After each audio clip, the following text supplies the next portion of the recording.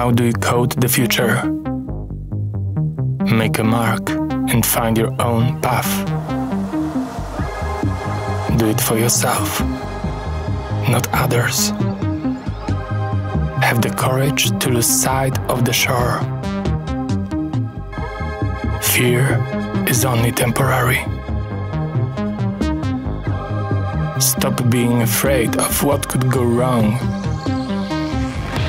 and start being excited about what could go right.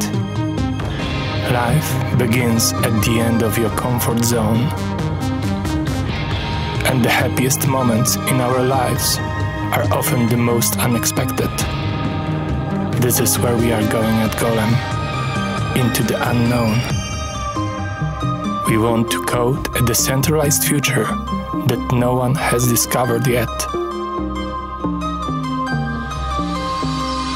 Join Golem. Discover your superpower.